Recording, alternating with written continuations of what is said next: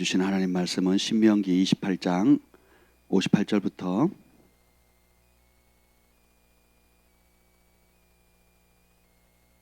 신명기 28장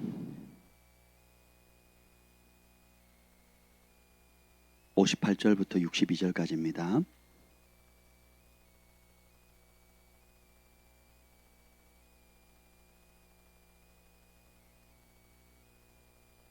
신명기 28장 58절부터 62절까지 우리 한 절씩 교독하시겠습니다.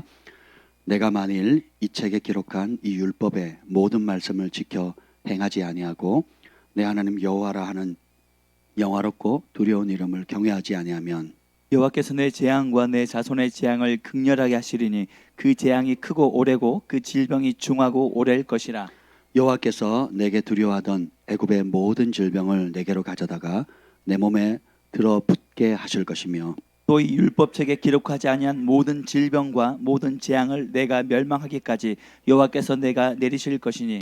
다 같이요. 너희가 하늘의 별같이 많을지라도 내 하나님 여호와의 말씀을 청종하지 아니하므로 남은 자가 얼마 되지 못할 것이라. 아멘. 성령 하나님 환영합니다. 오늘 이 아침에 우리 예배 가운데 찬양 가운데 임하여 주심을 감사합니다. 오늘도 이 생명의 말씀을 두렵고 떨림으로 가지고 섭니다.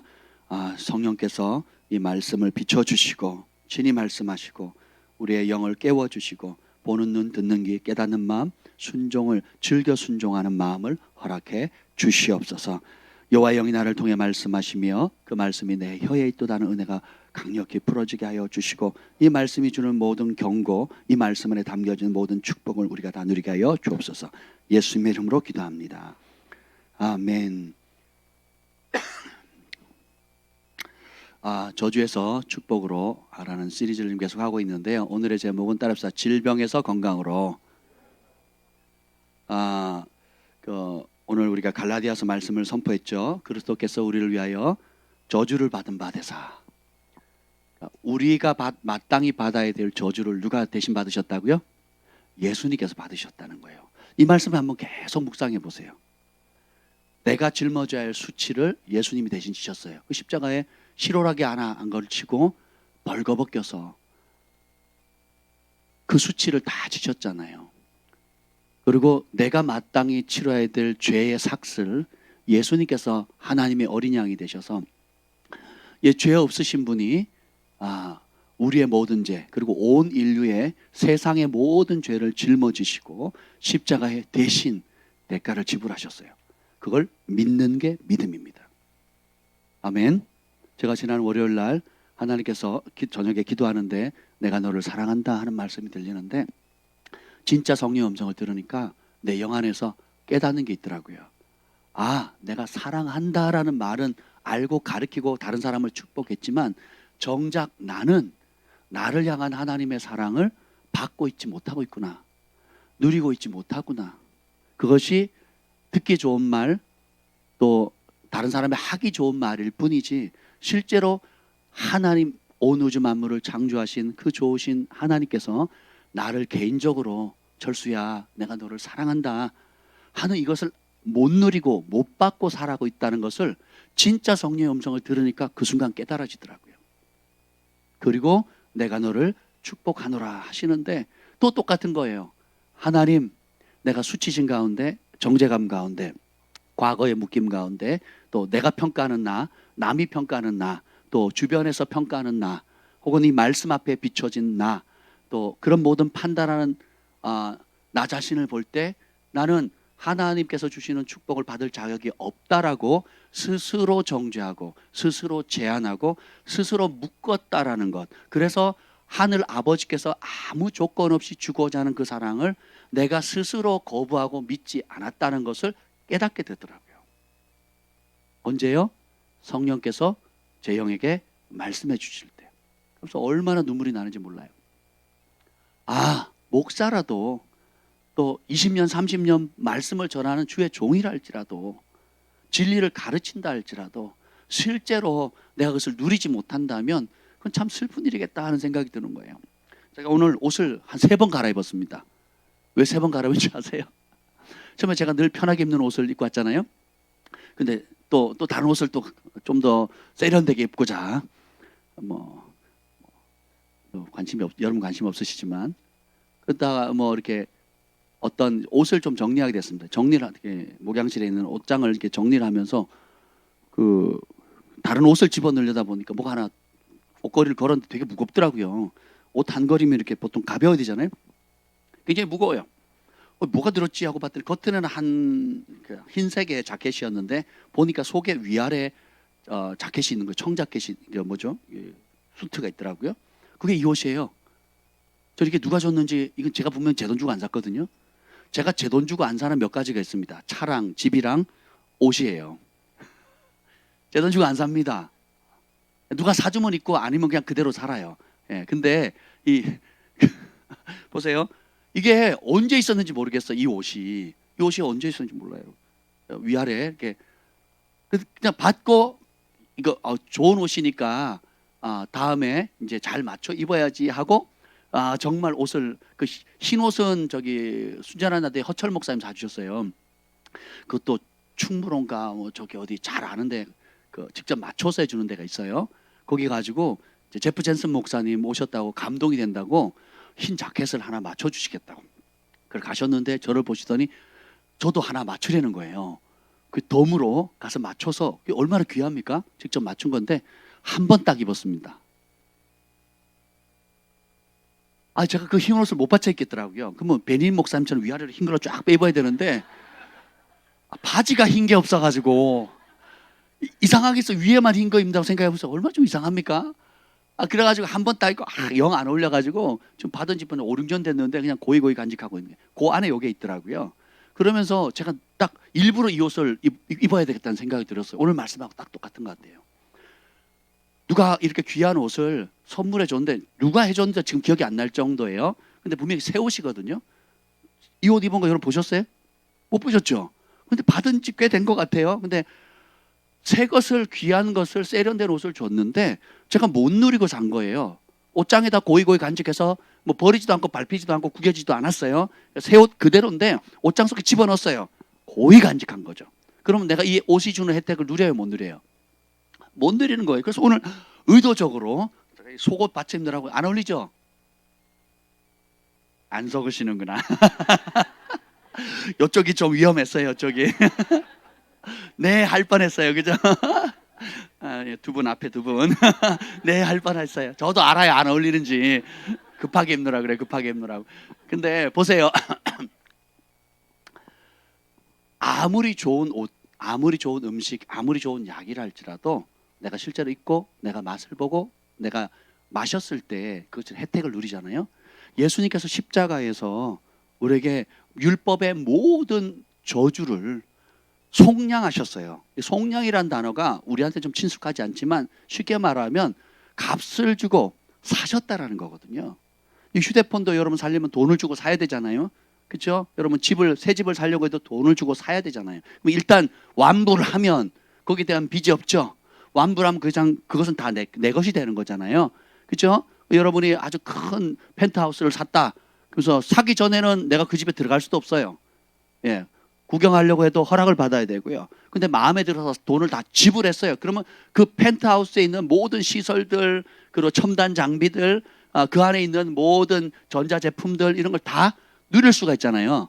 그죠? 근데 예수님께서 대신 우리를 위해서 사주셨어요. 문제는 우리가 그 집에 들어가지도 않는다는 거. 문 앞에 서성거린다는 거. 마치 제가 오래전에 귀한 옷을 선물을 받았지만 선물을 받았음에도 불구하고 입지 않고 놔뒀더니 여기 하얀 곰팡이가 살짝 폈더라고요. 그래서 제가 그 물티슈로 닦아내니까 금방 지워지더라고요. 한 번도 입지도 않았는데 깨끗한 그 상태로 있는 게 아니라 안 입으니까 뭐예요? 곰팡이스러워요, 곰팡이스러워. 그래서 닦아냈습니다. 여러분이 예수님께서 십자가 안에서 우리를 위해서 대신 저주를 받으셨어요. 그래서 어떻게 했냐? 하나님이 원래 우리에게 주신 모든 하늘의 신령한 복과 땅의 풍성한 복을 되찾아 주신 거예요. 없었던 걸 만들어 주는 게 아니고 원래 우리 거였어요. 따라서 원래 내 것이었다. 건강도 여러분의 것이었어요. 그리고 머리가 되는 존귀함도 여러분의 것이었다고요. 손 되는 일마다 잘 되는 것도 여러분의 것이었어요. 가정이 화목한 것도 원래 여러분의 것이었어요. 아멘. 친구 관계, 사회 관계, 부모 형제 관계 모두 잘 되는 것이 여러분의 것이었다고요. 근데 죄가 들어오고 그 죄로 말미암아 하나님의 말씀에 불순종하고 불순종함으로 말미암아서 이미 주어진 것들이 원수에게 빼앗기게 된 겁니다. 박탈당한 겁니다. 그래서 원수가 와서 빼앗아가 버렸죠. 도적질하고 죽이고 나중에는 영원히 멸망시키기까지 우리를 빼앗아갔단 말이에요. 그 고통 가운데 우리가 고통받으면서 이 고통이 왜 그런지, 아니면 고통을 그냥 품고 가요. 혹은 그 저주를 저주로 받아들이지도 않아요. 뭐 당연한 거지 뭐. 우리 아버지도 그랬으니까, 우리 할아버지도 그랬으니까, 우리 어머니도 그랬으니까, 뭐 우리 집안이 다 그랬으니까. 가난의 굴레, 이걸 안고 사는 사람이 다 평생 가난하게 살아요. 내가 못 배운 거에 대해서 나는 공부를 못하나 봐, 우리 가문은 다 그래 하고 평생 배움의 의지도 없어요. 고통받고 있으면서 그 고통이 처음에는 고통스럽다가 그것이 1년, 5년, 10년 되면 그 고통을 그냥 안고 삽니다. 처음에 병에 걸리면 약도 쓰고 뭐 재활도 하고 건강도 음식도 막 신경 쓰잖아요. 근데 3년, 5년, 10년 되면 내 건가 봐 하고 안고 살아요. 근데 이것이 문화적으로, 도시적으로, 또 지역적으로 막 이게 이제 견고한 진이 돼가지고 그 1대, 2대, 3대, 4대 쭉쭉쭉쭉 이어나가는 거예요. 그 필리핀에 있는 선교사님이 그 필리핀 지역에 가면 어느 지역마다 이제 전 세계에 있는 쓰레기가 필리핀하고 중국에 많이 갔잖아요. 그래서 필리핀이 어떤 지역은 아예 쓰레기로 우리나라 난지도, 저기 김포 가다 보면 난지도 있잖아요. 그 지나가면 늘 악취가 나잖아요. 지금 공원을 만들었지만 그런 것처럼 난지도 그냥 그 쓰레기 산이잖아요. 쓰레기 산. 근데 여의도보다 몇 배나 큰 쓰레기로 만든 땅이 있어요. 그 전부 다 쓰레기예요. 거기서 할아버지도 거기서 사셨고 아버지도 거기 태어나셨고 나도 거기 태어난 거예요. 그 선교사님이 그 악취, 또 질병, 온몸에 막 온갖 말할 수 없는 질병과 면역과 또 아이들이 또 기형아도 나죠. 막 이런 것 때문에 너무 안타깝잖아요. 그 예수님의 복음을 전하고 교회를 짓고, 그래서 많은 사람들이 교회에 와서 말씀을 가르쳐서 이제 변화가 됐어요. 그러니까 너무 고통받는 것이 안타까워서 정부에, 또 시장이나 그 정치하시는 분들한테 잘 얘기를 해서 우리가 땅을 정부로부터 무상으로, 뭐 예를 들면 50년, 100년을 무상으로 받아가지고 그걸 우리가 개발하겠습니다. 대신에 이주할 수 있도록 허락해 주세요. 허락까지 다 받았어요. 허락까지 다 받았는데, 지금 실화 얘기예요, 실화. 허락까지 다 받았는데 가자 그랬더니 성도들 가운데요, 압도적으로 안 따라와요. 새로운 땅, 살기 좋은 곳, 물 맑고 공기 좋고 악취 나지 않고 하는 그 좋은 곳에 갑시다 해서 그 선교사님이 그걸 하려면 얼마나 오래 걸렸겠어요. 여러분 저기 강동구청장이나 서울시장한테 가가지고 땅 한 100만 평만 좀 내주세요, 이주 좀 하게, 이러면 내줍니까? 아니잖아요. 그러니까 여러 가지 기도하고 애쓰고 막 사람 동원해가지고 어렵게 말해서 짜잔 하고 마련했는데 안 가요. 안 가. 한 10대 명 따라갔답니다. 10대 명.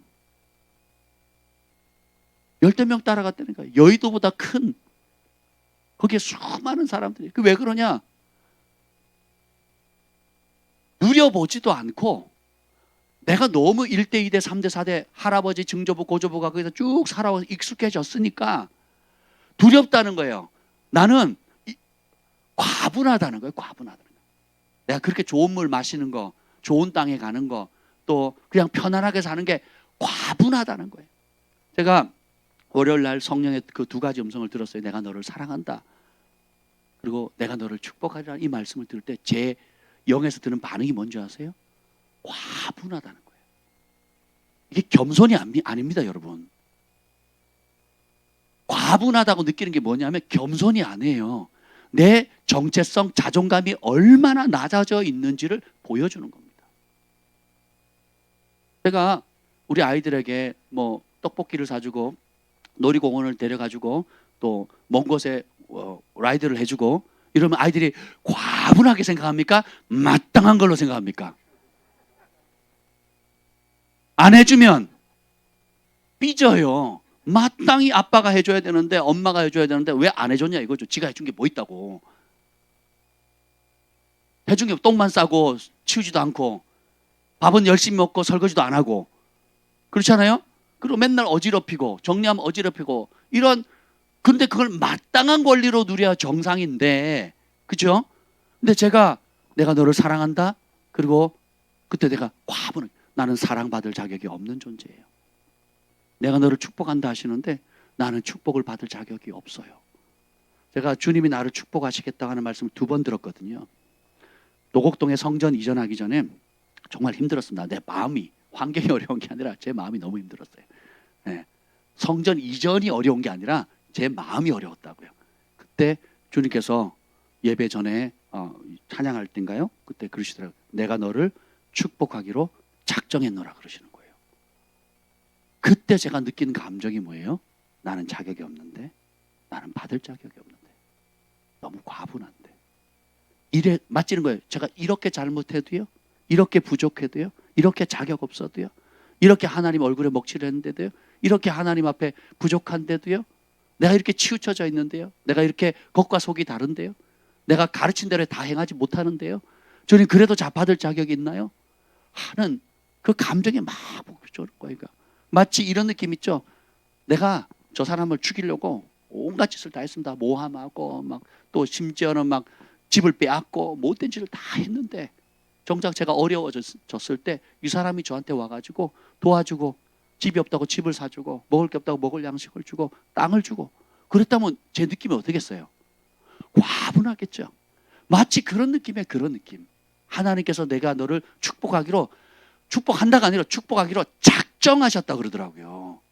난 그 말이 너무 충격인 거예요. 축복하시기로 작정하셨다는 그 의지가 있잖아요. 그러면 내 의지하고 받는 사람 의지하고 상관이 없잖아요. 그냥 주기로 작정하셨으니까. 그럼 어떻게 해야 돼요, 나는? 받으면 되잖아요? 근데 나는 과분한 거예요. 나 같은 인간이 하면서 마치 그 필리핀의 선교사님이 새로운 땅, 깨끗한 물, 좋은 공기가 있는 그곳으로 가자 했을 때 과분하다고 생각하고 가요, 안 가요? 땅도 준비되어 있고 그리고 모든 시설도 준비되어 있는데 안 가면 어떻게 돼요? 축복하기로 작정했는데 안 가면 못 누리는 겁니다. 그래서 그 쓰레기 더미에 세워진 그 교회의 성도들의 거의 90% 이상이 그 자리에 머무는 겁니다. 소수의 10명, 몇 명 안 되는 사람만 이주를 한 거예요. 얼마나 마음이 안타깝겠습니까? 선교사님 마음이. 하나님도 마찬가지. 하나님 우리에게 그냥 좋은 것 아니면 멋진 걸 준 게 아니라 하나님이 가장 소중히 여기는 것, 하나님의 전 존재, 하나님의 독생자 예수님, 하나님의 아들을 우리를 위해서 주셨거든요. 죄로 말미암은 저주, 율법에 기록된 모든 저주로부터 속량하셔서 율법 안에 있는 신명기 28장에 있는 그 우리 주일마다 선포하는 그 온갖 좋은 복을 다 주기로 그것을 되찾기 위해서 값을 지불하고 핏값으로 그 가치가 매겨져요, 안 매겨져요? 우리는 다 가치가 있잖아요. 뭐 갤럭시 폴드 Z 얼마입니까? 256만 원 출고가 맞나요? 대강 찍어봤는데 뭐 모르시니까 아무 상관없죠. 뭐 300만 원이든 뭐 그렇잖아요. 예, 그리고 강남의 집 한 채, 예, 억 단위잖아요. 그죠? 억 단위잖아요. 그러니까 우리가 조그마한 집 한 채도 그 허름한 집 한 채도 그 억, 10억, 20억 막 이렇게 넘어가잖아요. 그러면 예수님의 피값을, 자, 예수님 피값은 둘째 칩시다. 여러분의 피, 자, 여러분의 그 콩팥 하나 떼는 값은 얼마면 되겠습니까? 아니, 콩팥은 너무 심하다. 파란자 갑시다. 파란자. 팔이 더 귀해요? 2개니까 하나 떼면 되잖아. 얼마에 파실래요? 얼마에? 팔이 좀 그런가요? 눈 한자가 어떻습니까? 눈 하나. 좋아요. 그럼 우리 자매들 그냥 싸게 코만 뵙시다. 코만. 무슬림들이 코 잘라버리잖아요. 개종하면 자매들을. 실제로 그러거든요. 보세요. 이제 좀 감이 오시죠? 감이 오시죠? 그 반대로 내가 간이 이제 거의 다 기능을 마비했는데 이식하지 않으면 난 죽는다. 두 달 안에 죽습니다라는 사형 선고를 받았어요. 누가 기증을 하지 않으면, 이식을 하지만 살 수 없다. 그러면 여러분들 누가 기증하겠다 그러면 얼마에 사시겠습니까? 얼마에 사시겠어요? 비싸서 못 사시겠는데 좀 더 싼 데 없어요? 싼 데? 이러지 않겠죠. 기증자도 드물 뿐더러 기증하려면 그 사람 어떻게 돼요? 죽어야 되는 거거든요. 기증하는 사람은 죽어야 되거든요. 그러면 그걸 기증 받았다. 받을 때 값을 지불한다. 그러면 여러분 얼마를 지불하겠습니까? 달라는 대로 주겠죠. 예수님께서 온 인류의 죄, 그리고 죄로 말미암아 파생됐던 모든 율법의 저주들을 되찾아 놓으셨어요. 그럼 그걸 우리가 어떻게 해야 돼요? 누려야 되는. 그래서 제가 오늘 이 옷을, 이 양복을 입고 나왔습니다. 어울리진 않지만 입었어요, 여러분. 좀 어색하긴 해요. 어색하지만 여러분 생각해 보세요. 우리가 워낙 율법의 저주 아래서 질병과 가난과 고통과 분열과 아픔과 절망과 낮은 정체감 속에서 너무 오래 찌들어 살다 보니까 그게 당연한 거라 생각해요. 집에 가면 당연히 부부싸움 하는 거지 뭐. 화나면 당연히 성질 내는 거지 뭐. 뭐 돈이 없으니까 당연히 좋은 내가 대학을 못 갈 수도 있는 거고, 또 내가 뭐 못 배웠으니까 뭐 새로운 사업을 뭐 도전해 볼 수 없는 거지 뭐. 그냥 이렇게 사는 거지 뭐. 그냥 이렇게 살아가는 거지 뭐. 당연히 인생이 뭐 한마는 이 세상이잖아. 그러면서 그냥 그렇게 살아가는 거예요. 동남아 가보세요. 전 선교지 갈 때마다 그것 때문에 너무 마음 아프거든요. 우리 그 소망이 만한 아이의 키가 소망이 보이죠? 할머니 키가 요래요. 왜 그러냐? 그 티벳의 여인들인데 티벳의 그 산지에 나는 작물들을 그 도시로 가져와 가지고 팔고 다시 가지고 올라갑니다. 이걸 해요. 산지에서 나는 티벳 고산지에서 나는 걸 하는데 자기 몸보다 몇 배나 큰 바구니를 띠를 둘러가지고 머리에 이렇게 띠를 둘러요. 그리고 자기보다 2배, 3배 큰 그걸 거기다가 온갖 산에 나는 작물을 가지고 와서 이제 며칠씩 걸어서 그 산 밑에 티벳 산자를 그 히말라야 산이 얼마나 높습니까? 그 내려와 가지고 팔아가지고 다른 공산품, 돈도 현금도 아니에요. 다른 이제 산지에서 필요한 공산품들 물물 교환하는 거죠. 이제 그걸 하거나 소량의 현금을 가져와서 다시 올라가는데 이거를요 요나이 때 부석에서 할머니 돌아가실 때까지 합니다. 그러니까 그걸 하니까 하체는 튼튼한데 키가 안 자라요. 머리에 이렇게 무거우니까 어깨에 메고 그리고 이게 띠를 두른 이 머리에 앞머리에 이렇게 띠를 둘러서 이렇게 뒤로 연결해서 메고 다니더라고요. 그래서 증조부도 그 일을 했고 고조부도 그 일을 했고 할아버지도 그 할머니도 그 일을 했고 우리 부모님도 써도 나도 그 일을 하고 내 새끼도 그 일을 해야 되는 거예요. 근데 더 슬픈 일이 뭔지 아세요? 당신 너무 괴롭지 않습니까? 힘들지 않습니까? 그러면 뭐라 그런지 아세요? 무슨 말씀하세요? 나 너무 행복합니다. 그래요. 너무 행복하대요. 물론 우리가 주어진 환경 속에서 감사하다는 의미로서 받을 수도 있지만 그렇게 안 살아도 된다는 걸 알 수 있잖아요. 그게 행복이 아니 그게 당연한 인간이 누려야 될 삶이 짐승처럼 또 반복적으로 그냥 먹고 살기 위해서 입에 풀칠하기 위해서 하나님이 우리를 창조하신 것이 아니라는 걸 아는 순간 짧게 되거든요. 근데 그거 외에는 없었다는 거예요. 그거 외에 모델 되는 게 없었어요. 그러니까 그렇게 사는 거예요. 그렇게. 그러니까 저주를 저주로 안 받는 거예요. 고통을 고통으로 안 받는 거예요. 좋게는 승화시켰다는 거예요. 승화시켰다는 거예요. 승화시키는 게 아니라 그게 사단의 속임입니다. 사단의 속임이에요. 겉은 웃지만 속은 울고 있는 거예요. 겉은 입에 풀칠하지만 집안 안에 온갖 율법의 이 신명기 28장, 27장, 28장에 있는 모든 저주들이 대대로 반복되는데도 그냥 받아들이고 좋게 말해서 승화시켰다는 거예요.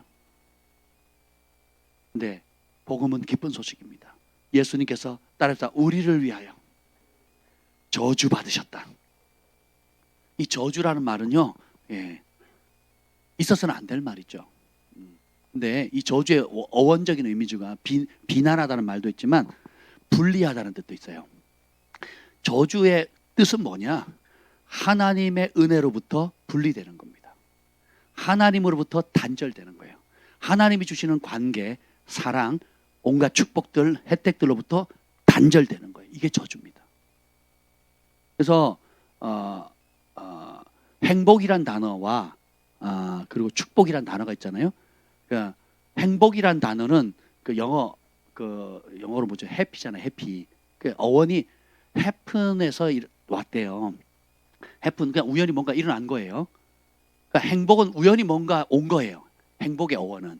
근데 blessing의 어원은 bleed라는 데서 왔거든요. 그게 뭐냐면 피로부터 왔어요. 피. bless you 그러잖아요. God bless you 그러잖아요.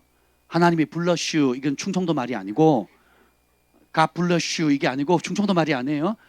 하나님이 여러분을 축복한다. 그 blessing의 그 어원이라는 게 bleed라는 피 흘리다.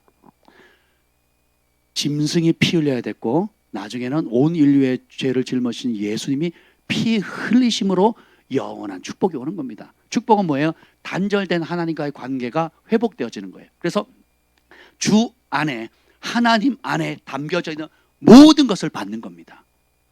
아멘. 그러면 그걸 언제 받아요? 많은 사람들이 죽어서 받을 거라고 생각해요. 죽어서 받을 필요가 없어요. 죽으면 이미 그때 누려져요. 이 땅에 따라 오늘 지금 살아있을 때 왜? 그럼 회개하라? 그 회개하면 어떻게 된대요? 천국이 아멘 저들의 것이고 천국이 가까웠다 그랬죠. 그 가까웠다는 건 손만 뻗으면 잡을 수 있다는 거, 손 안에 있다라는 거예요. 아멘. 그 가깝다는 게 저만큼도 아니에요. 그냥 내 손 안에 있는 거예요. 내 손 안에. 내 손 안에. 그럼 어떻게 돼요? 자, 제 목양실에 옷장에 자켓이 있었는데 지금 온 지 1년이 넘었을 때도 그대로 있었어요. 예. 그래서 다른 옷을 집으려고 넣으려고 하다 보니까 발견을 했습니다. 그러니까 입으니까 내가 혜택이 되는 거지 입지 않으면 아무 소용이 없는 거예요.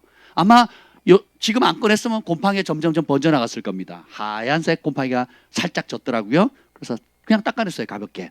근데 만약에 이거를 그대로 내버려뒀더라면 어떻게 됐겠어요? 곰팡이가 번지겠죠? 그래서 그대로 내버리면 이제 좀 먹겠죠? 그럼 구멍이 나면 버려야 되는 거예요. 써보지도 못하고.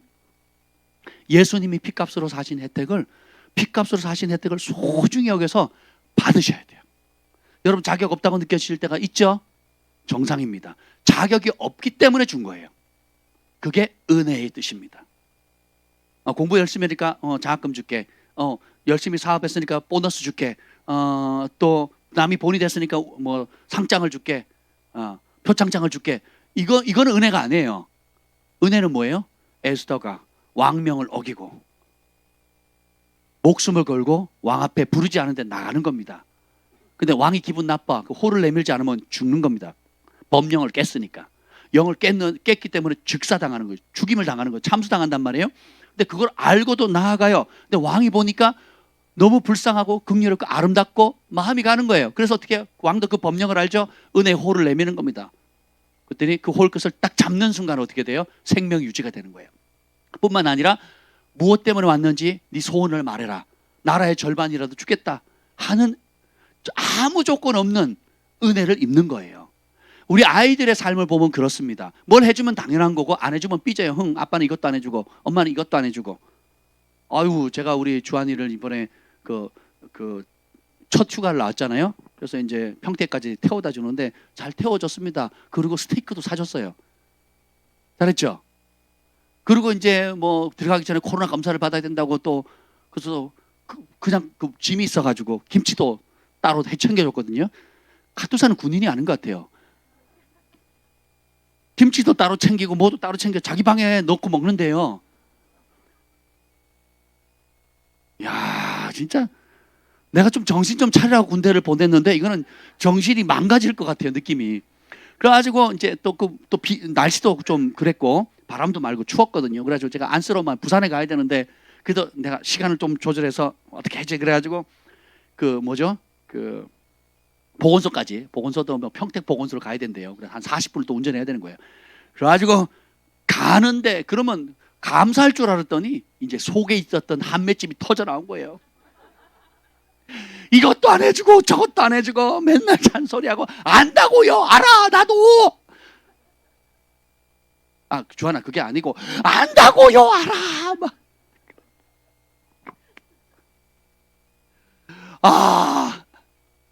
상상이 갑니까? 우리 주한이가 그런다는 게?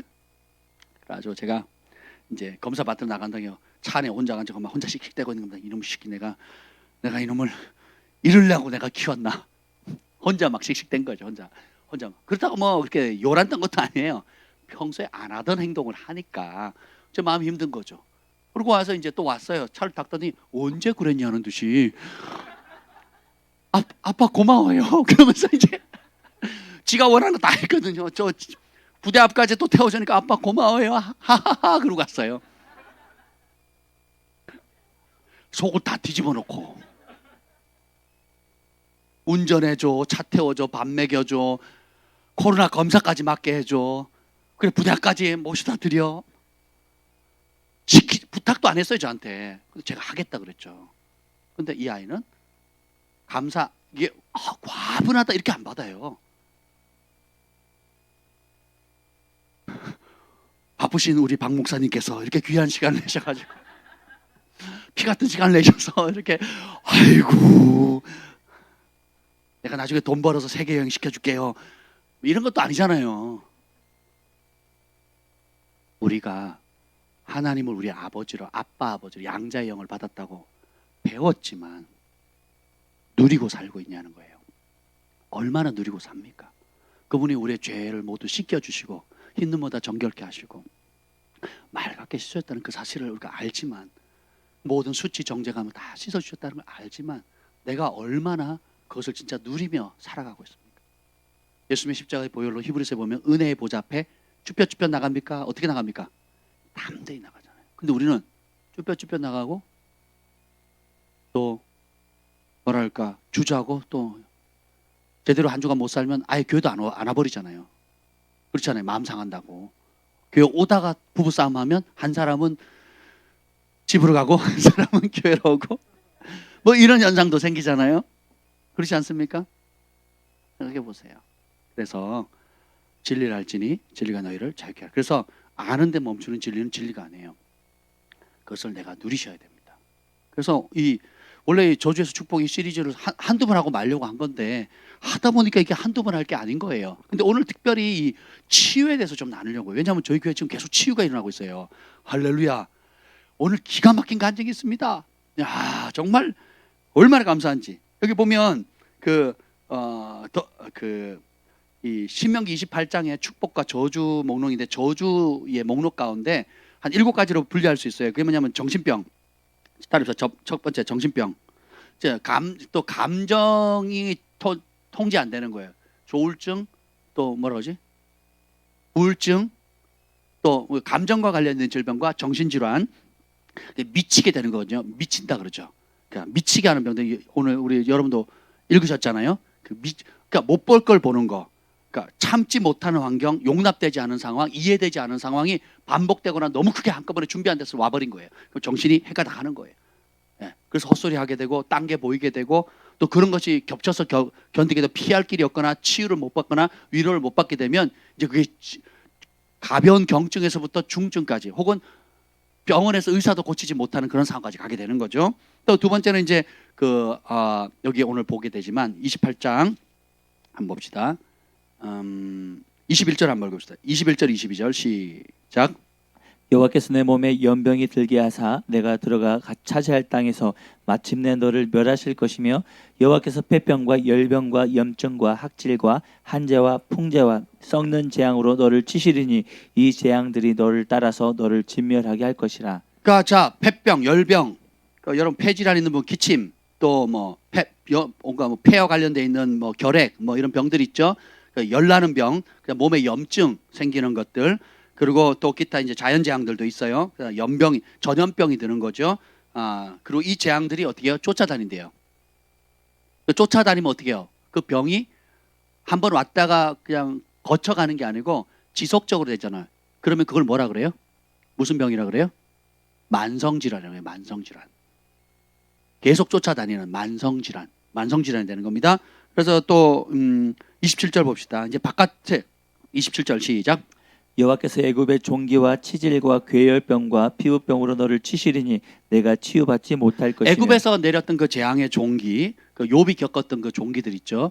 또 이것이 이제 내 속으로 생기면 그게 뭐예요? 종양이 되거든요. 종양이 악성과 뭐 또 일반 그 종양이 있는데 그 악성을 방치시키면 어떻게 돼요? 그게 암이 되는 거거든요. 그리고 암의 원인은 스트레스잖아요. 스트레스. 모든 질병의 원인은 스트레스거든요. 그러니까 스트레스 받으면 면역이 떨어져요. 분노나 억울함이나 혹은 위축됨 이런 것 때문에 혈액순환도 안 되죠. 소화도 안 되죠. 그러면 소화가 안 되니까 다른 장기들에 영향을 끼치죠. 대인 관계도 안 하게 되죠. 저 방문 걸어 당구가 안 나오지요. 뭐 이러다 보니까 이제 면역력 떨어지죠. 면역력 떨어지니까 몸이 약한 데부터 턱턱턱 터져 나가기 시작하는 겁니다. 예, 그래서 이 종기와 관련되어 있는 그 종양 이런 것들이 심해지면 이제 그 암이 됩니다. 그다음 치질, 괴혈병, 피부병으로 너를 치니 내가 치유받지 못하니까 불치병. 그러니까 이런 불치병들이 생기고요. 그러니까 28절 읽어봅시다. 시작. 여호와께서 또 너를 미치는 것과 눈 머는 것과 정신병으로 치시리니. 자, 미치는 것, 정신병. 그러니까 돌아버리겠다 하는 말 쓰잖아요. 또 못 견디겠다, 살맛 안 난다 하는 소리. 이게 말로만 하다가 나중에 실제로 그렇게 돼버린 거예요. 내가 미치겠다, 내가 못 살겠다, 내가 확 죽어버려야지. 이렇게 나오잖아요. 그 실제로 미쳐버려요. 이런 거. 그러니까 조울증, 우울증 내버려두면 그냥 자살의 영으로 가거든요. 그래서 미치다 못해. 미치면 살아 있는 거고, 미치는 것도 내가 못 견디겠다 그러면 자살하는 거예요. 미치느니 차라리 죽겠다 하는 게 자살이거든요. 이게 뭐예요? 율법의 저주예요. 예, 당연한 게 아니라는 겁니다. 그래서 여기 보면 눈 머는 거 나오죠. 소경되는 거, 실명하는 거. 예, 실명하는 것도 저주입니다. 예수님께서 오셔서 어떻게 돼요? 소경을 많이 고치셨죠. 그렇죠? 그리고 귀신 들린 사람 많이 고치셨잖아요. 그게 정신질환이거든요. 그러니까 죄로 말미암아 사람의 한계, 견딜 수 없는 것을 넣으면 이제 그 내 온전한 정신으로 못 버티니까 그 틈을 타서 어둠이 오는 거거든요. 그 어둠의 영이 사로잡는 겁니다. 근데 기쁜 소식은 저는 100% 귀신 들린 사람은 단 한 명도 본 적이 없습니다. 완전히 인격이 없어서 아예 어둠에 잡혀서 저 사람이 귀신이다 할 정도로 그냥 24시간 귀신인 사람은 본 적이 없다고요. 반드시 어느 순간 정신이 들어옵니다. 그럼 그때 복음 전하는 거예요. 예, 그때 용서를 선포하고 그때 이 복음을 전하면요 받아들이는 만큼 변화됩니다. 놀라워요. 예, 놀라운 역사. 그러면 그걸 받아들이면 질병도 떠나요. 그리고 어둠도 떠나가게 되고요. 예, 그런 역사들이 있게 됩니다. 그래서 뭐 예를 들면 불면증 같은 경우 극도의 스트레스거든요. 염려, 불안, 초조 이런 불면증 심각합니다. 저도 가끔 잠 못 자면 어떠가 커피를 잘못 먹거나 아니면 해외여행 갔다 와서 이제 시차가 잘못되면 잠을 못 자면 막 돌아버리잖아요. 그렇죠? 근데 그것이 하루 이틀을 해도 힘든데 3개월, 1년, 3년, 5년 이렇게 되면 어떻게 되겠습니까? 정상적인 생활이 돼야 안 돼요. 다 싫은 거야. 다 짜증스러운 거죠. 그 정 안 되니까 이제 강제로 수면제를 투약을 하잖아요. 수면제를 먹죠. 그래도 안 되면 병원에 입원해야 됩니다. 근데 그 수반에 되면 그 불면증만 오는 게 아니라 우울증도 오게 되고 얘 살아서 뭐 하나 그러고 이제 자살하는 겁니다. 자살이 형이 오는 거예요. 그러니까 온갖 자살 충동들이 막 겪어본 사람 압니다. 겪어본 사람. 근데 이거 뭐지? 율법의 저주예요. 근데 이런 저주 목록을 들을 때마다 여러분 뭘 들으셔야 돼? 이걸 누가 지셨다? 예수님 지셨다는 거예요. 그러니까 따라서 내게 아니다. 내게 아닌 거예요. 쓰레기장 자꾸 기억 떠올리셔야 돼요. 쓰레기장 계속 사실 거예요? 아니면 새 땅, 새로운 신선한 고기, 새로운 물을 마시면 사시겠습니까? 주일날 우리가 선포하는 이 천국 복음의 제목이 뭡니까? 축복이냐 저주냐 선택하래요. 언제? 지금. 그래서 여러분 이걸 선포할 때마다 축복을 오늘 누릴 거냐 저주를 오늘 누릴 거냐 지금 선택하라는 거예요. 예수님께서 십자가 안에서 이 모든 저주를 대신 지셨다는 걸 믿고 선포하고 행해야 내 것이 됩니다. 우리 읽었다고 되는 게 아니고 배웠다고 되는 게 아니라 선물 받았다고 내가 옷을 누리는 게 아니잖아요. 실제로 입어야 되고 이게 1년 됐는지 2년 됐는지 3년 됐는지 몰라요. 근데 저는 지금 거의 처음 입는 옷 받았을 때 한번 입어보고 안 입었다는 느낌이 들거든요. 왜냐하면 그 베니 목사님 옷 같은 그 흰 옷 한 번 입고 영 아니요. 그리고 제가 여러 차례 입으려고 했는데 너무 안 어울리는 거예요. 제가 어떻게 하나만 입겠는데 흰 바지가 없어가지고 누가 흰 바지 사주시면 입을게요. 제가 흰 바지에 흰 와이셔츠 또 넥타이는 뭐였더라? 흰색이었어요? 빨간색이었어요? 하여튼 모르겠어요. 하여튼 뭐 그러지 않는 이상은 아니면 성형수술해서 얼굴을 뽀얗게 만들든지 하여튼 그러니까 모르고 살았던 거예요. 이게 없었던 게 아니잖아요. 이미 있었던 거죠. 유산도 마찬가지입니다. 유산도 아버지가 얘기를 안 했어요. 근데 아버지가 큰 땅과 건물이 있어요. 근데 자식들한테 아무도 안 알려줘요. 마누라에게도 안 알려줘요. 가지고 있는 거죠. 근데 사실은 그러다 어느 날 부릅니다. 여러 형제들 중에 저를 불러요. 그래가지고 사실은 말이야, 내가 서울 근교에 내가 이렇게 넓은 땅을 했는데 너 이렇게 잘하면 내가 너한테, 형한테 안 주고 너 줄게. 이러면 지금까지는 뭐예요? 내가 가난하게 살았는데 사실은 내가 뭐예요? 부자였어요. 누가 부자였으니까? 우리 아버지가. 그 아버지가 가진 전 재산 가운데 큰 부분을 누구한테 줬대요? 왜요? 나는 누구니까? 아들이고 상속자니까. 근데 예수님께서 오늘 갈라디아서에 보면, 갈라디아서 그 3장에 그 4장에 보면 우리가 그리스도와 함께 상속자 됐고 하나님의 상속자가 되었다 그랬거든요. 그럼 하나님의 상속자가 되었다는 건 무슨 말이에요? 천국에 있는 모든 것, 하나님께 속해 있는 모든 것, 온 우주에 속해 있는 모든 것이 누구 거? 우리 거라는 거예요. 우리 거.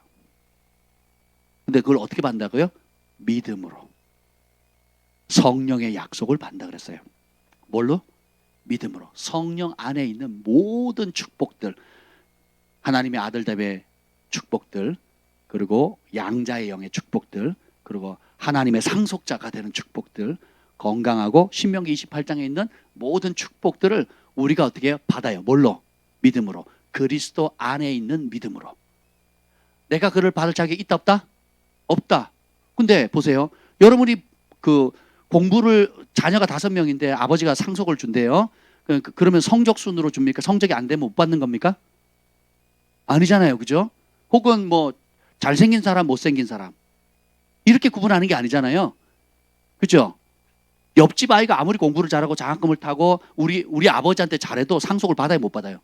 못 받아요. 내가 부족하고 공부도 못하고 심지어 장애가 있다 할지라도 상속은 누가 받습니까?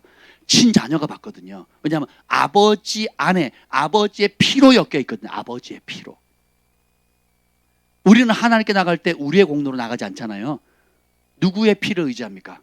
예수님의 피로, 피값으로 사신받았기, 그분의 피로 연결되어 있잖아요. 그래서 우리가 성찬식을 하는 이유가 뭐예요? 이 잔은 내 피니 먹고 마시라. 그죠? 이 빵은 내 살이니 먹고 마시라 그러죠. 그러니까 피와 살을, 예수님의 피와 살을 먹고 마시잖아요. 그래서 피로 맺은, 예수님의 보혈로 맺은 친자녀가 된 겁니다. 그래서 마땅히 누려야 돼요. 그러니까 여러분들이 하나님 앞에 나갈 때 구할 때 어떻게 구해야 되겠어요? 소망의 온주처럼 구하시면 돼요. 당당하게. 우리 주한이 경한이처럼 당당하게 성질 내시면 됩니다. 아버지 주셔야죠. 당연히 하셔야죠. 이렇게 하셔야 돼요. 당연히. 아멘. 왜? 이걸 기뻐하세요. 그래서 믿음이 없이는 하나님을 기쁘시게 하지 못하나니. 뒤집어 놓으면 뭐가 하나님을 기쁘시게 한다고요? 하나님 믿음을 기뻐하세요. 예수님께서 그 백부장의 믿음을 보고 뭐라 그럽니까? 크게 기뻐하시죠. 이스라엘에 이만한 믿음을 본 적이 없다고 되게 기뻐하시거든요. 예수님이 12제자들을 다른 허물은 책망하지 않으세요. 무엇을 할 때 책망을 합니까? 믿음이 없을 때. 부활하신 다음에도 예수님이 책망한 건 한 가지였어요. 이 배신한 놈. 이렇게 안 합니다. 뭐예요? 믿지 않는 거에 대해서. 믿지 않았더라. 믿지 않는 거에 대해서, 믿지 않는다는 건 하나님 필요 없다, 예수님 필요 없다는 거거든요. 믿는다는 건 뭐예요? 하나님의 능력을 내 능력보다 더 신뢰합니다. 하나님 한 분이면 됩니다. 내 힘으로 안 됩니다. 그래서 저는 주님이 필요합니다. 그래서 주님의 능력을 믿습니다. 주는 나의 힘이요. 주는 나의 힘이요. 주님이 나의 힘이시고 지혜시고 반석이시고 능력이시고 생명이시고 소망이시고 모든 것을. 그래서 주님을 의지하는 만큼, 주님을 의지하는 표현이 뭐예요? 기도입니다. 기도를 안 한다는 건 주님을 의지할 필요가 없다라는 거예요. 아무리 아멘 아멘 믿습니다 해도 기도하지 않는 사람은 믿는 게 아니에요. 믿기는 믿죠. 하나님을 믿는 게 아니고 내 능력과 지혜와 내 노력을 믿는 거예요. 그러면 거기까지 갑니다. 하나님 도움 필요 없어요. 내가 알아서 한다니까요. 신경 꺼주세요. 요즘 10대 아이들이 그러거든요. 아빠 내가 알아서 할게요. 엄마 내가 알아서. 나도 할 수 있다고요. 잔소리 그만 이제 이렇게 나오는 거예요. 내가 할 수 있다고. 어떤 분이 그러더라고요. 아버지가 유산이 있는데 나눠주려고 한대요. 근데 그 자녀들이 자존심이 다 장성해가 자존심이 있어가지고 아버지 주세요라고 얘기를 안 한대요. 그러면서 아버지가 계속 농담 반 진담 반으로 그런데요. 나한테 얘기만 하면 줄 텐데 그런데요. 그래서 제가 그분에게 얘기했습니다. 먼저 달라 그러라고. 일단 서울에 있는 땅부터 달라 그러라고. 이제 그렇게 권면해 드렸습니다. GF 센터를 지어야 되잖아요. 아멘. 개인의 사리 사욕을 위해서가 아니라 하나님 나라를 위해서. 아멘. 윤 목사님이에요. 윤 목사님. 축복 많이 해주세요. 아버지의 은총을 입어서 서울의 알짜배기 땅을 따가서 우리가 함께 GF 센터를 지어보자고요. 아멘. 윤 목사님. 네, 아멘. 제 입으로 얘기한 게 아니라 윤 목사님 저한테 얘기를 한 거예요. 저는 믿음으로 받는 거예요. 가분해서 제가 받을 자기 아니에요. 좀 받을 겁니다. 왜냐하면 제가 신학교 9학번인데요. 처음 만날 때부터 저보고 교회 지어준다 그랬거든요. 제가 귀가 따갑도록 들었어요. 근데 이젠 때가 된 것 같아.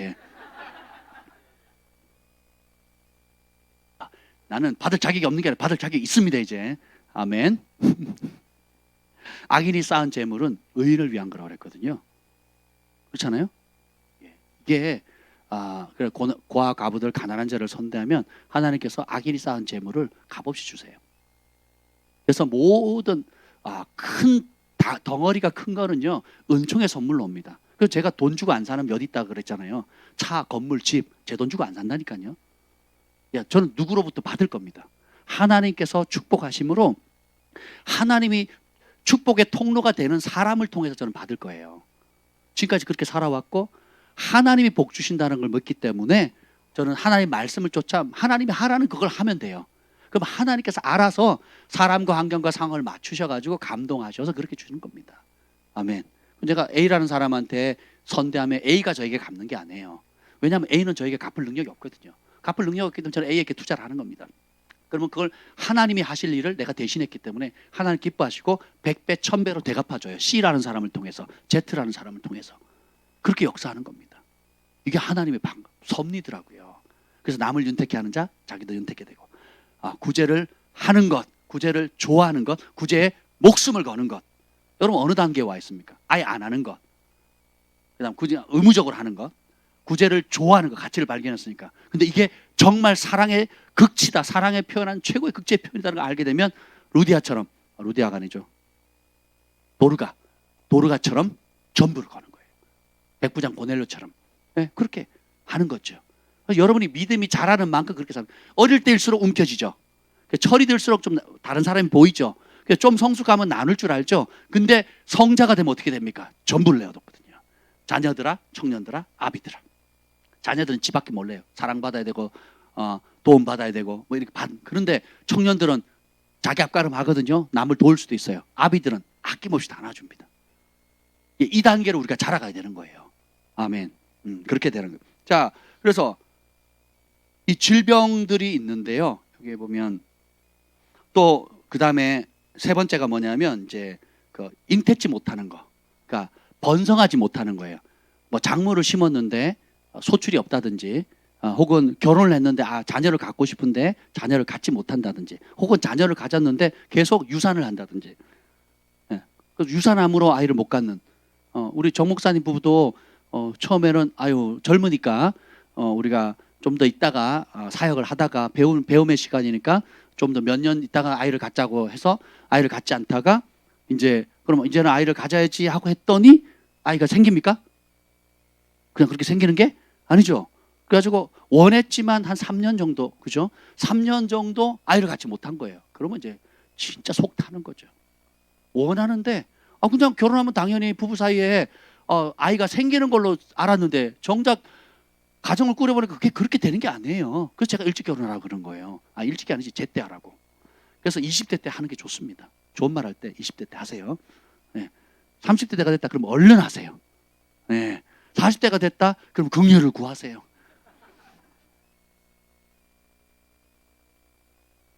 근데 보세요. 그래서 근데 하나님 기적적으로 사무엘을 주셨고, 그 다음에 요엘 선지자를 주셨고, 다니엘과 요엘을 주셨고, 그죠? 그래서 삼총사를 낳았잖아요. 그죠?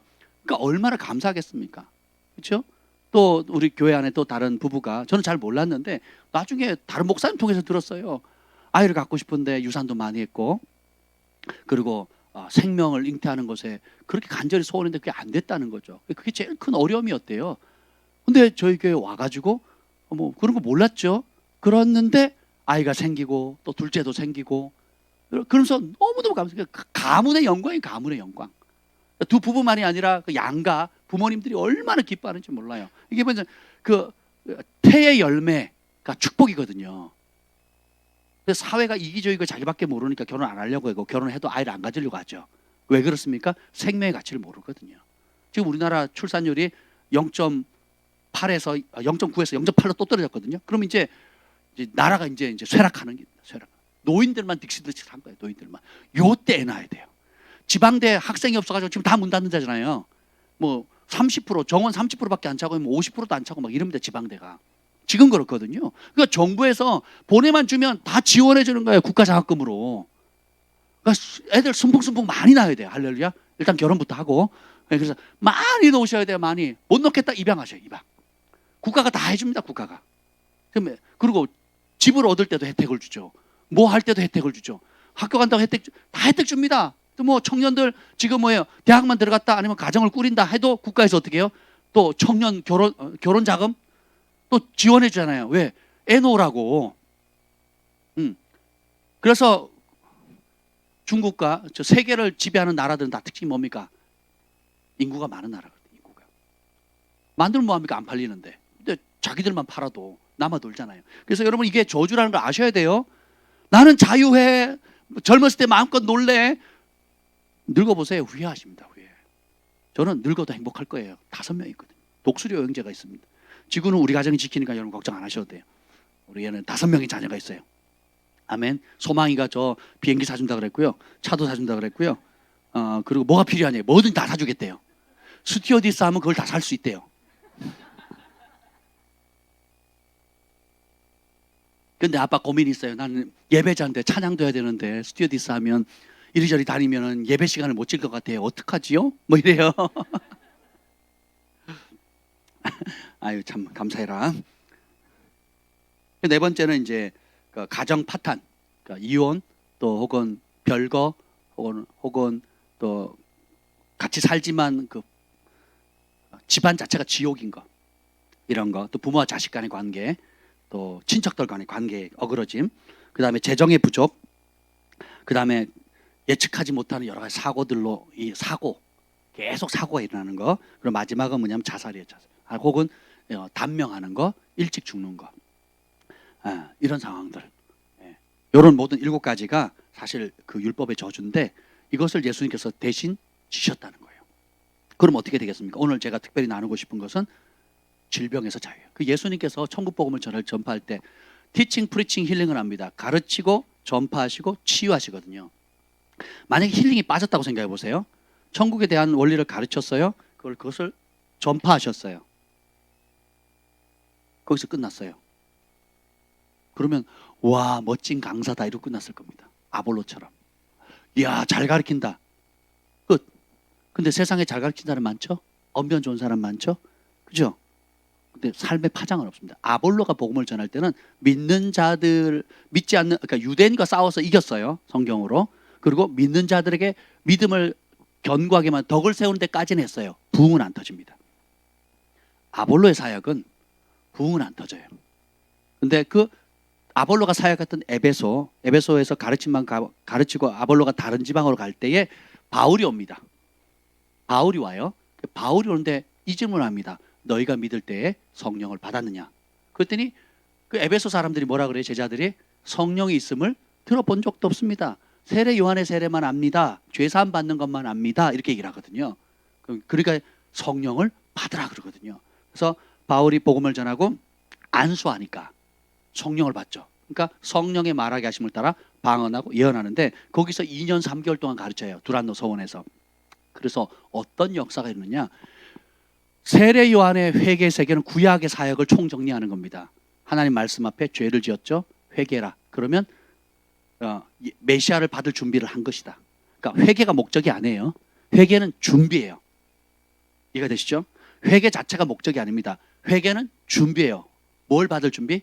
성령 받을 준비예요. 그래서 2년 3개월 동안 두란노 서원에서 열심히 가르칩니다. 그랬더니 그때 바울이 뭐라고 하냐면 나의 복음은 사람의 지혜로 가르치지 않고 성령의 나타남과 능력으로 한다 그랬거든요. 성령의 나타남, 그러니까 성령이 임했습니다. 성령을 받으세요. 와 좋아요 아멘이 아니고 성령을 받으러 가면 성령이 임해요. 방언하고 예언하고 9가지 은사들이 쫙쫙 풀어집니다.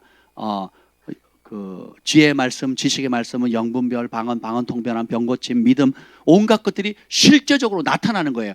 그래서 말씀을 전하는 사람만 갖는 게 아니라 그 말씀을 믿고 받아들이는 사람도 각기 다른 은사들이 교회 안에 풍성한 거예요. 그게 대표적인 게 고린도 교회예요. 풍성해집니다. 그랬더니 말씀을 들었을 뿐만 아니라 그 말씀으로 말미암아 성령의 역사가 나타나니까 그 아시아 지역에 있는 모든 사람들이 와서 바울의 가르침을 두란노 서원에 와가지고 그걸 다 배워요. 그래서 아시아의 유명한 사람이 됩니다. 뭐 때문에?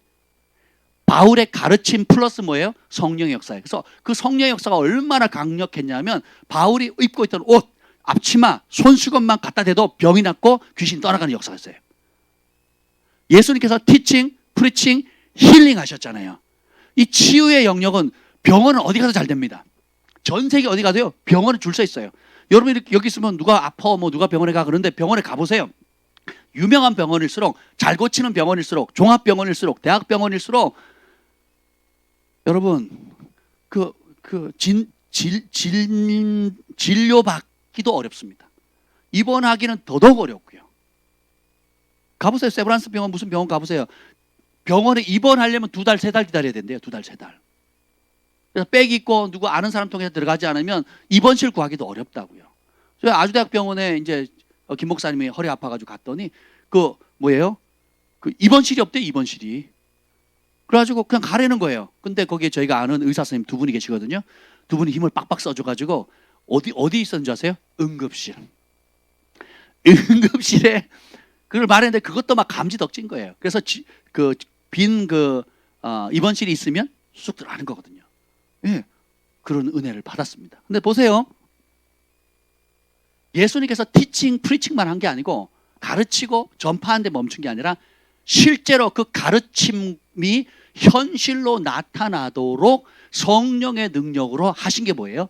치유한 거예요. 그 치유 안에 귀신을 쫓아내는 사역도 있고, 치유 안에 정신병, 또 조울증, 불면증, 또 우울증, 자살 충동, 뭐 이런 모든 거 다 담겨져 있습니다. 그리고 소경이 눈을 뜨고 안전병가 일어나고 문둥병이 낫고, 그러니까 피부 질환, 또 잘 걷지 못하는 장애들, 그리고 나면서부터 한 번도 걷지 못한 사람이 일어나죠. 이런 역사들이 예수님 12제자 70인 120명 초대교회, 그리고 그 위에 성령 받은 모든 사람들이 지금까지도 한결같이 이어오잖아요. 아멘. 아멘. 여러분 그 기독교 방송이 뭐죠? 극동방송인가요? CBS인가요? CBS 그 갓콜링 아세요? 갓콜링 아시죠? 그 갓콜링의 브라이언 팍 목사님 아시죠? 야, 그분 저희가 캐나다에 있을 때 만났거든요. 캐나다에서 만나가지고 저희가 따로 집회할 때 만났고, 저희가 집회 끝나고 따로 저희가 교제대 상담을 받았습니다. 한 3, 40분 저희 부부가 둘이 그래서 이런저런 얘기를 했는데 TV에 나오시더라고요. 요즘은 좀 다른 또 유튜브 무슨 뭐 하시더라고요. 근데 그분의 사역 가운데 제가 그 캐나다에서 만났을 때 그 얘기를 하셨어요. 그 뒤에 배경 이전의 삶은 얘기하지 않으셨지만 하나님의 은혜로 개척을 하게 됐는데 지하에서 매일 기도했대요. 그러면 온갖 불치병 환자들이 다 온다는 거예요.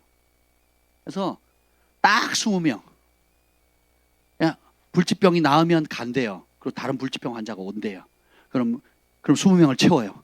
그리고 기도해서 나으면 간대요. 그러면 또 다른 사람이 온대. 그렇게 10년이니까 굉장히 오랫동안 하나님께서 기도와 말씀과 기도하는 시즌을 보내고, 나중에 이제 이렇게 전 세계를 다니면서 순회 사역할 수 있도록 주님께서 길을 여셨다고 하셨거든요. 그래서 보면서 결국은 보세요. 잘 가르치는 사람들은 많지만 가르치는 대로 성령의 능력이 나타나는 사람이 드물거든요. 그러니까 잘 가르쳐도 그리스도의 몸을 잘 건강하게 세울 수 있어요. 교리적으로 바로 세우는 게 중요하니까 부흥은 안 터집니다. 그런데 성령의 능력으로 치유하기 시작하잖아요. 그때부터 부흥이 터지기 시작하는 거예요. 말하지 않아도 사람들이 옵니다. 얘기하지 않아도 서로 막 전에도 아주 재밌는 일이 있었는데 몇 번 그랬었어요. 낯선 사람들이 와요. 가족이 오거나 뭐 부부가 오거나 한 사람이 옵니다. 그래서 어떻게 모르는 사람이 오니까 어떻게 오셨어요? 그러면요. 제가요 주변 사람 얘기하게 듣고 왔대요. 그래서 무슨 얘기를 들었으면 글파 가면 살 수 있다고 해서 왔습니다. 그러는 거예요.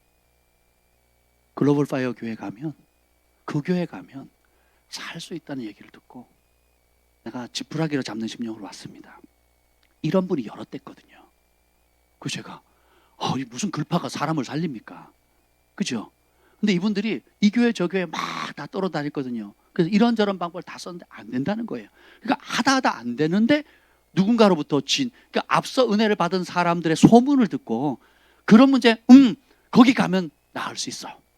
그래서 오는 거예요. 그리고 실제로 하나님께서 그들을 고치시고 변화시키고 새롭게 하신 거예요. 할렐루야. 글파가 하는 게 아니라 누가요? 예수님 하시죠. 그리스도께서 우리를 위하여 저주를 받은 바 되사, 그죠? 율법의 모든 저주에서 피값으로 사셨으니까 그 혜택을 우리가 누리게 되는 거예요. 아멘. 오늘 저희가 좀 특별한 순서를 좀 가지려고 합니다. 저희 교회 안에 많은, 저희가 뭐 치유 기도를 매번 하는 것도 아니고 아픈 사람 나오세요 기도 받으세요 하는 것도 아니잖아요. 그렇죠? 근데 계속 개척할 때부터 지금까지 하나님께서 계속 치유의 기적들을 일으키고 계셔요.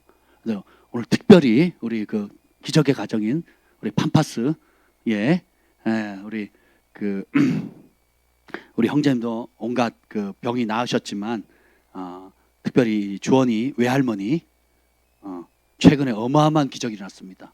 그것을 우리 미동자매님 나오셔서 간증해 주실 텐데요. 마이크를 잡고 있는 자매는 우리 미동자매님의 사랑하는 딸입니다. 우리 큰 박수로.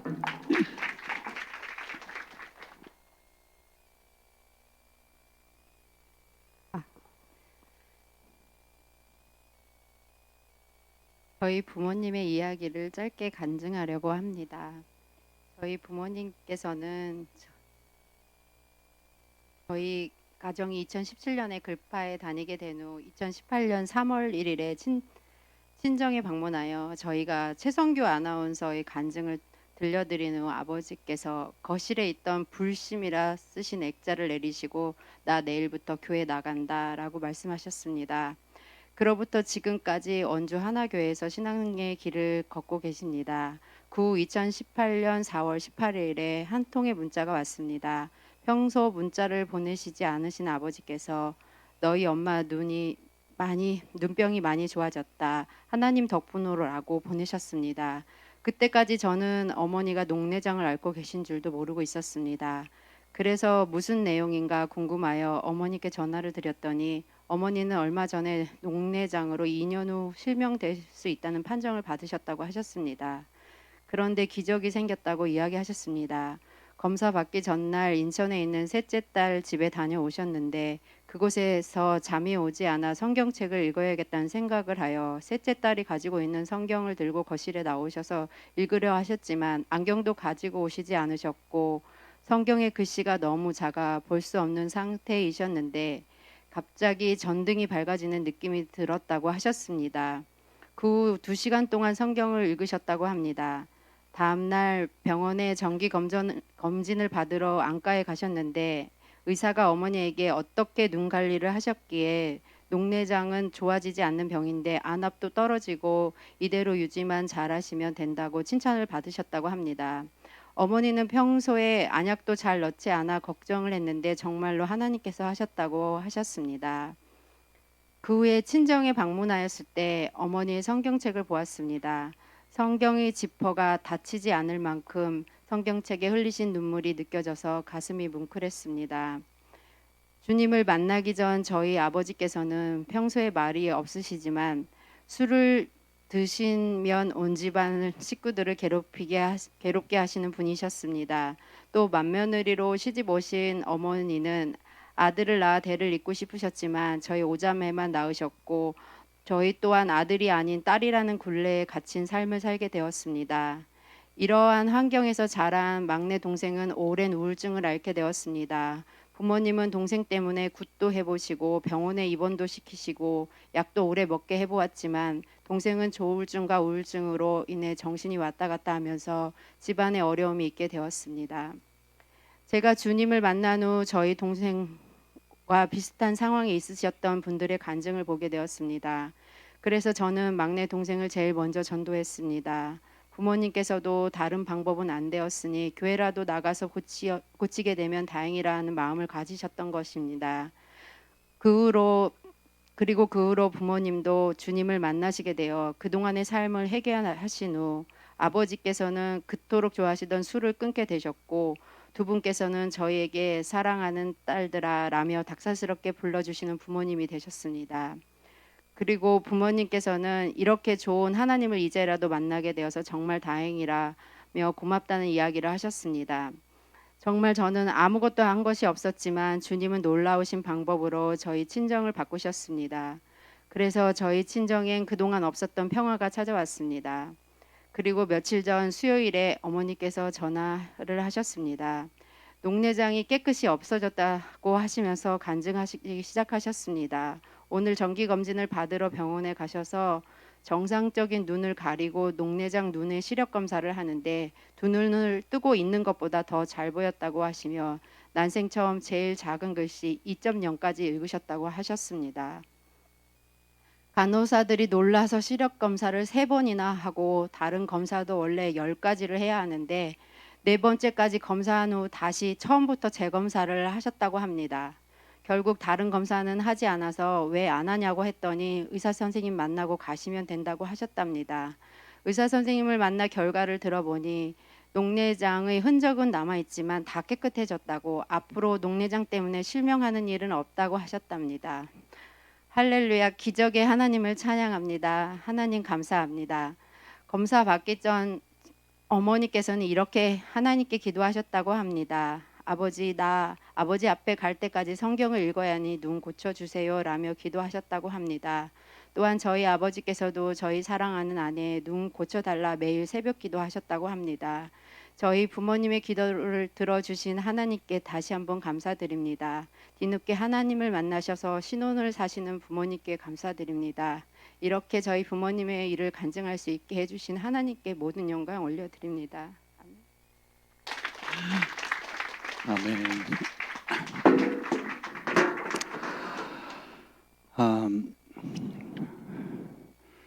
부가적인 설명을 좀 하자면 저도 이제 녹내장에 대해서 몰랐었는데 조사를 좀 해봤더니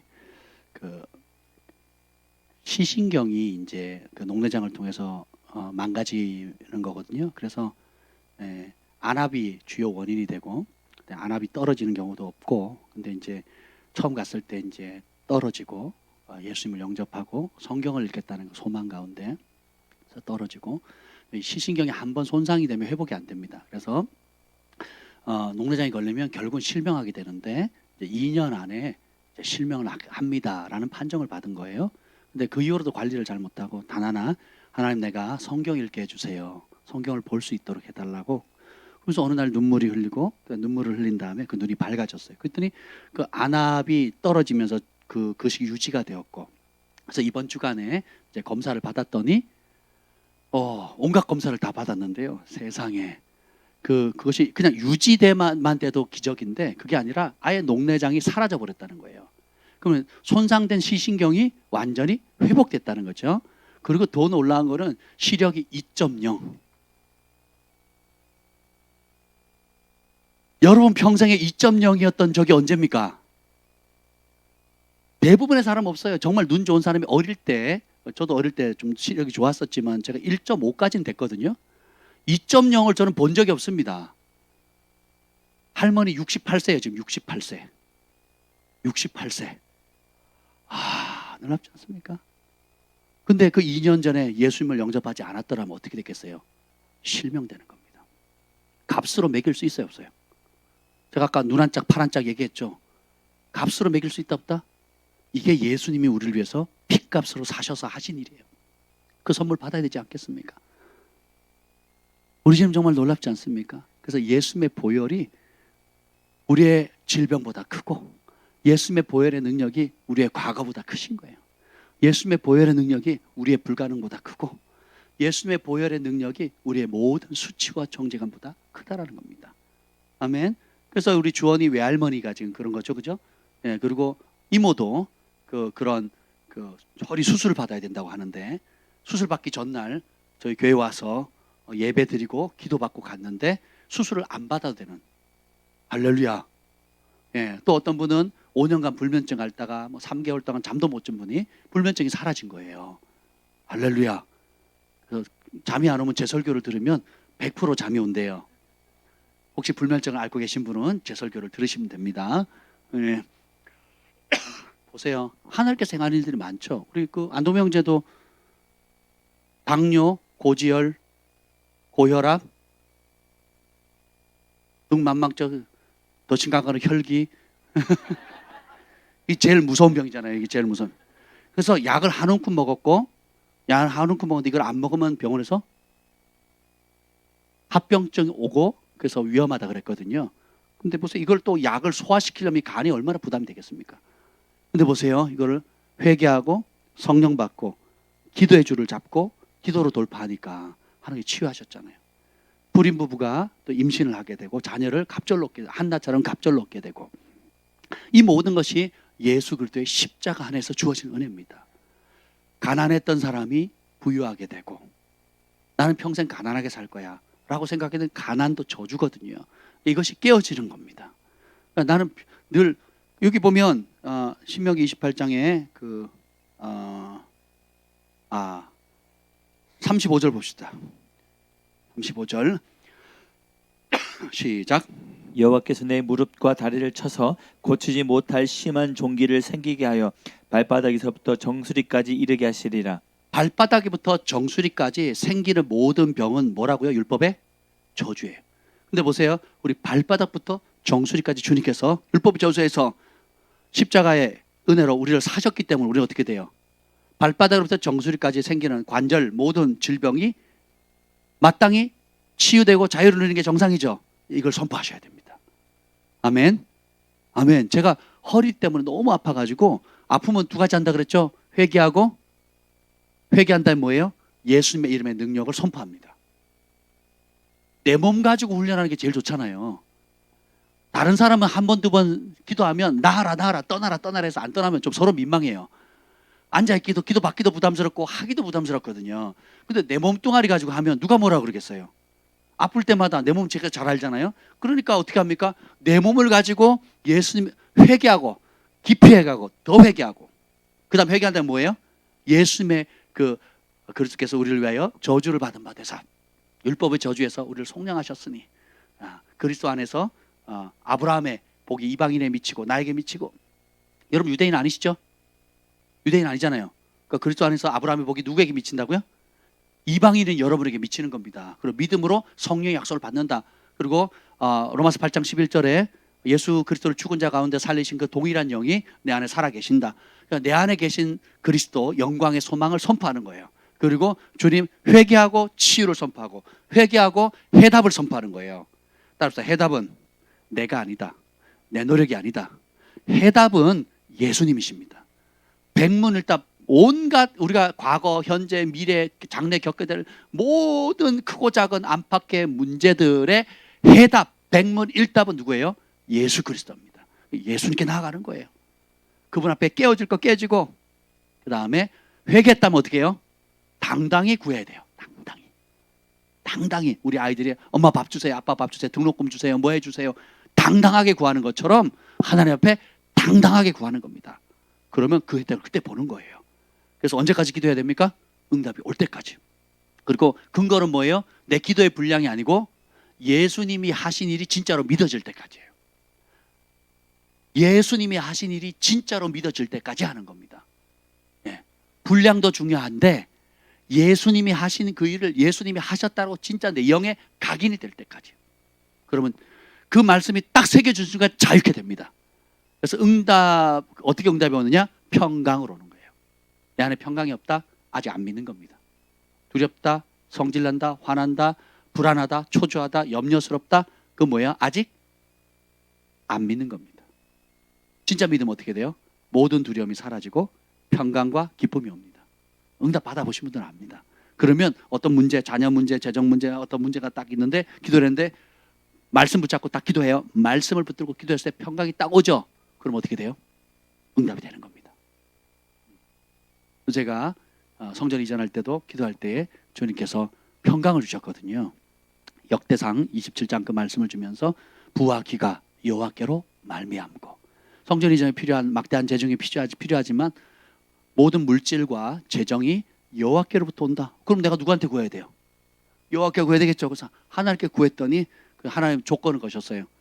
네가 나를 믿느냐? 네. 그러면 다른 인간적인 네가 아는 좋은 방법 쓰지 마라 그러시더라고요. 네. 그래서 네. 그리고 그 말을 하는데 너무 평안한 거예요. 안 쓰면 되는 거예요. 그래서 안 쓰고 내 앞에 무릎을 꿇으면 내가 주겠다는 거예요. 따라서 하나님 주신다. 사람한테 구걸하실래요? 하나님께 받으실래요? 네, 그래야 되죠. 네, 그렇게 해야 되는 겁니다. 그 안에 치유, 회복, 정결함, 그리고 풍요, 또 온갖 관계, 그리고 이제까지 고통을 고통인지도 모르고 저주를 저주인지도 모르고 그냥 수용했던 모든 것들도 깨져야 됩니다. 아멘. 내가 평생 치고 가는 거지 뭐, 평생 안고 가는 거지 뭐 이게 내 업보지 뭐. 이 업보라는 단어도 불교 용어잖아요. 우리 문화 속에서 그걸 깨기 위해서 우리가 존재하는 겁니다. 그 능력을 예수님께서 우리에게 주신 거예요. 그래서 이 저주에서 풀려나는 방법은 심플해요. 따라서 저주를 푸는 것은 지속적인 과정이다. 왜 단회적인 게 아니냐면, 여러분 그 바람이 불면 어떻게 돼요? 문을 닫아야죠. 폭풍이 불어요. 비가 와요. 그러면 어떻게 됩니까? 오지 마라 해야 돼요? 아니면 문을 닫아야 돼요? 문만 닫으면 되잖아요. 그런 것처럼 죄의 유혹들과 또 세상의 여러 가지 것들이 안팎으로 공격이 옵니다. 그렇기 때문에 예수님의 보혈을 계속 붙잡고 그분 안에 계속 들어가야 돼요. 그리스도 예수 안에서라고 해요. 너희가 예수 안에서 아브라함의 복이 이방인에게 미친다 그랬거든요. 그러니까 믿음은 항상 예수님 안으로 숨는 거예요. 그래서 주 날개 그늘 아래 내가 숨는다 그러잖아요. 주님이 나의 피난처라 그러잖아요. 그러니까 여러분들이 자꾸 그걸 안 하고 내 경건의 능력이나 사람이나 환경이나 내 기도의 분량 채워야 되고 해야 됩니다. 근데 채우고 해야 되는 이유가 뭐예요? 믿음을 나에게 두지 않고 응답하시는 하나님께 두려고 하는 겁니다. 그래서 예수님 안이 제일 안전한 곳이에요. 그 안에 모든 이 혜택을 줍니다. 근데 예수님 바깥으로 나가는 순간 어떻게 돼요? 그래서 우리가 항상 예수님께 고정하면 좋은데 때때로 염려, 근심, 걱정이나 여러 가지 상황 때문에 우리가 그 바깥으로 튕겨서 나갈 때도 있죠. 스스로 나갈 때도 있죠. 그래서 과정이 필요한 거예요. 그래서 예수님 안에 머무는 거고, 두 번째 이 약속의 말씀 갈라디아서 3장 13절 14절 이 약속의 말씀을 잡으셔야 돼요. 에베소서 1장 17절, 그다음 요한 1서 3장 8절, 누가복음 10장 19절, 온갖 이 믿는 자의 권세, 또 하나님의 아들이 나타난 것은 마귀의 일을 멸하려 함이라. 여러분 하나님의 아들 맞죠? 하나님의 아들 대신 예수님께서 본을 보이셨어요. 아들 딸이 우리도 그 일을 하도록. 마귀의 일을 멸하는 통로가 누구예요? 우리입니다. 우리. 그래서 예수님도 그렇게 하셨고 베드로도 그렇게 하셨고 바울도 그렇게 하는데 손수건과 앞치마만 닿아도 그런 기적의 역사가 일어나잖아요. 예, 우리에게도 그런 능력을 주셨다라는 것입니다. 그리고 예수님이 주인 되심을 고백하셔야 됩니다. 그리고 성령의 음성에 순종하셔야 되고, 그리고 깨달은 말씀을 따라서 실천해야 한다. 용서할 거 용서하고, 헌신할 거 헌신하고, 심어야 할 거 심어야하고, 버려야 할 거 버려야 하고, 회개할 거 회개하셔야 돼요. 그 다음에 모든 죄를 고백하시고 모든 사람을 용서하시고, 따라서 감정이 아니다, 결단이다, 선택이다. 그래서 특별히 하나, 이건 제가 시간이 없어서 못 다뤘지만 여러분 안에 주께로부터 나오지 않은 모든 물건들이 있거든요. 죄짓게 만드는 물건, 여러분이 사랑하는 물건, 하나님보다 더 사랑하여 만드는 물건들. 예. 다른 사람에게 문제가 안 될 수 있는데 나한테는 문제가 되는 물건이 있어요. 예, 이런 것들. 그리고 이제 조상 대대로 올려나는 이런 좋은 가보나 이렇게 물건들 가운데 주께로부터 나오지 않은 것들, 용이나 부적이나 또 온갖 우리 미신적인 요소들 있잖아요. 예를 들면 강아지 인형, 또 고양이 인형, 돼지 인형, 돼지 저금통, 일반인에게 아무 문제가 안 되잖아요. 근데 저희 어머니에게 돼지는 뭐예요? 우상. 그게 나 복 준다고 생각하시거든요. 권사님이신데. 돼지 저금통 놓는 게 문제가 안 되겠죠? 근데 돼지가, 내가 태몽을 돼지 꿈을 꿨다 이거예요. 그 돼지가 좋다 이거예요. 저기 우리 체레미네 그 건물주가 그러더라고요. 내가 꿈을 꿨는데, 새벽 예배 갔다 와서 꿈을 꿨는데 돼지가 훅 들어오더라고. 그래서 기분이 너무 좋았다고. 저는 그게 저주가 들어오는 걸 보이는데 권사님이시거든요. 권사님은 축복이 들어온다고 생각하는 거예요. 이런 거거든요. 근데 이게 집집마다 있습니다. 그거 버리셔야 돼요. 그런 물건, 그런 상징들이 있으면 싹 정리를 하셔야 돼요. 그리고는 이제 여러분이 이렇게 기도하시면 됩니다. 하나님, 내가 예수님이 하나님의 아들이심을 믿습니다. 저의 죄 때문에 십자가에 죽으시고 부활하심을 믿습니다. 오늘 찬송 불렀잖아요. 우리를 위해 죽으시고 다시 사신 생명의 주. 그때마다 예수님이 나를 위해 죽으셨다. 나의 고통, 나의 죄, 아픔을 위해서 죽으셨다는 걸 찬양하시기를 바라요. 그래서 십자가에서의 모든 저주를 지시고 또한 나를 대신해서 저주가 되셨습니다. 이걸 선포하는 거예요. 그래서 더 이상 내가 질 필요 있다 없다? 없다는 거죠. 그래서 저의 모든 죄와 조상들의 죄를 고백합니다. 이 저주에 풀려나서 축복이 되기를 원합니다. 그리고 저에게 아픔과 고통을 줬던 모든 사람들을 용서합니다. 그리고 나도 다른 사람에게 아픔을 줬다는 것을 인정하고 회개합니다. 아멘. 내 말로, 행동으로, 재정적으로, 관계적으로, 그리고 저 자신도 용서합니다. 그리고 모든 주술과 사술과 우상숭배했던 모든 것들, 미신적인 요소들 떨쳐버립니다. 그리고 그와 관련된 물건들도 버리겠습니다. 그리고 믿음으로 이 시간 나는 주님의 용서를 받습니다.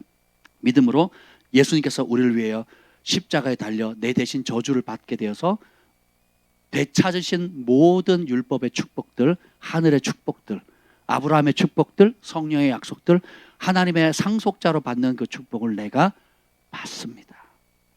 따라서 합시다. 나는 하나님의 사랑받는 자입니다. 내가 너를 사랑한다 할 때에 그 사랑을 받겠습니다 하는 겁니다. 제가 이 시간에 얘기할게요. 그럼 여러분들이 제가 그 사랑을 받겠습니다 라고 답을 하세요. 제가 예수님의 이름으로 여러분을 이렇게 축복합니다. 하나님이 이렇게 말씀하시는 거예요. 내가 너를 사랑한다. 내가 너를 축복한다. 하나님의 사랑을 받읍시다. 그 축복을 받읍시다. 십자가에 사신 그 보혈의 은혜를 받읍시다. 그래서 이 시간 우리가 함께 기도할 때에 우리 그 주원이 외할머니의 그 간증 있잖아요. 68세 노인이 시력이 2.0이 됐어요. 시신경이 죽었던 시신경, 의학적으로 불가능하게 시신경이 살아났고요. 그 하나님께서 그 녹내장 흔적만 남겨주신 거예요. 간증하라고. 근데 이 은혜가 2년 전에 없었다면 어떻게 되겠어요? 그 과정 가운데 그 마음이 너무 이쁘지 않습니까? 불심이라는 걸 없애버리고 그 액자를 없애버렸다 그랬죠? 그리고 매일 새벽에 나와서 다른 게 아니에요. 하나님의 말씀을 읽고 싶습니다. 하나님 말씀 내 죽는 날까지 하나님 말씀을 배우고 싶습니다. 그래야 순종하죠. 그래야 깨닫죠. 그래야 말씀 안에 있는 복을 누리죠. 말씀을 읽을 수 있는 은혜를 주세요 했잖아요. 그게 하나님께 얼마나 기쁨이 되었으면 어린아이 같은 그 기도를 그대로 받으셨잖아요. 아멘. 그리고 그 외에도 많은 간증들이 우리 안에 계속 믿는 그대로 또 받아들이는 그대로 선포하는 그대로 이루어지는 거예요. 아멘. 그래서 오늘 우리가 그걸 보고 그 복을 받읍시다. 그래서 우리가 이 시간에 함께 두 손을 높이 들고 좀 십자가의 그 은혜를 우리가 믿음으로 취하는 시간을 갖겠습니다. 예수님의 십자가의 능력이 내 과거보다 큽니다. 예수님의 십자가에 흘리신 그 보혈이 내 모든 죄를 넉넉히 씻기십니다. 예수님이 십자가에서 흘리신 그 보혈이 내가 겪는 그 어떤 고통보다 아픔보다 크십니다. 예수님이 십자가에 흘리신 그 보혈이 내가 아무리 애쓰고 노력하고 내가 원해도 고치지 못하는 그것을 고치는 능력이 되십니다. 이 놀라운 은혜를 주신 그 십자가의 사랑을 내가 받겠습니다. 그 십자가를 통해서 주신 아버지의 축복을 내가 받겠습니다. 따라서 합시다. 나는 이 시간 하늘 아버지의 모든 축복을 기꺼이 받겠습니다. 아버지의 사랑을 믿습니다. 아버지의 사랑을 받겠습니다. 모든 수치, 정죄, 참소는 거절합니다. 나는 용납되었습니다. 나는 예수님의 것입니다. 내 공로가 아닙니다. 십자가의 은혜입니다.